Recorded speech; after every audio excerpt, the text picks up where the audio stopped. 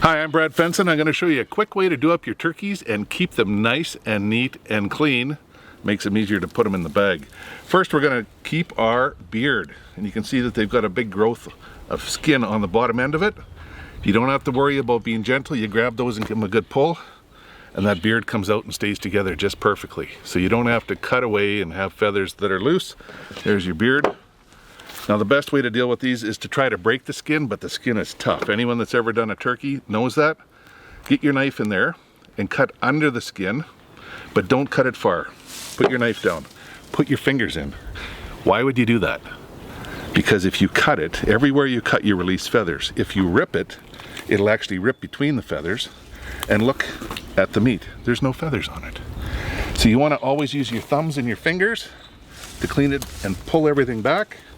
And it just keeps everything nice and neat for when you finish up. So just push it back, grab under the skin, pull. You can pull over the thighs. Basically, you're just taking the britches off your bird. Some of it's pretty strong stuff, but again, you rip it.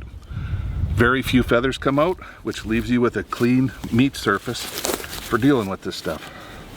So when you have it that far, these big older birds have some fat content around the top. You can just take that off real easy, like that. And then you got the breastbone here. Get your knife on there. Stay nice and tight to it. Nice sharp knife always works best. Just follow that breastbone down. You can see that breastplate, you can hear it, you can feel it with your knife.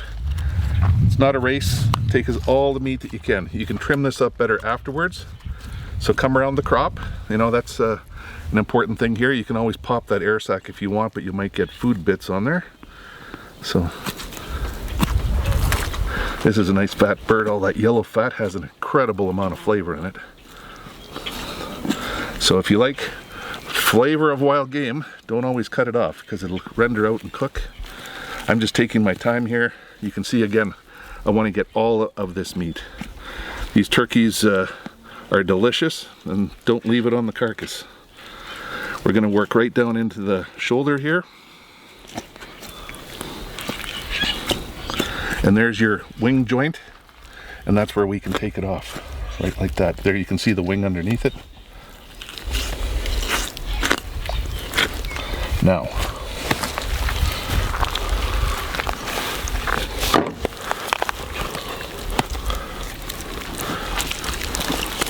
that fat is pretty tough stuff at times.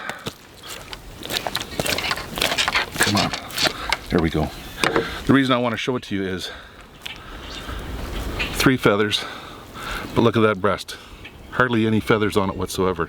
How many times have you cleaned these birds and have them just coated where you have to go in and try washing them, and no matter what you do, it's covered in sticky feathers? So now I got a little bit of fat to trim off the top. I can give this a soak in some salt water and rinse it off and put it in the freezer or cook it fresh, but it's ready to go. Of course, we're going to do the legs and thighs as well. Again, pull that skin back on them. It makes it way easier. Keeps it nice and clean.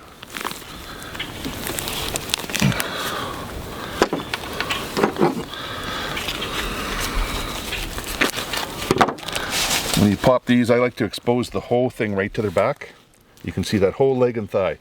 I've seen a lot of people cut these off and they cut them an inch short, so you're leaving lots of meat on the carcass, but you want to just almost break it off out of the thigh there, and when you come down the inside of the bone, you're going to hit that joint, give it a pop, follow the backbone, go right through the joint, and there, look at this. When you pull it out, you have all of the meat.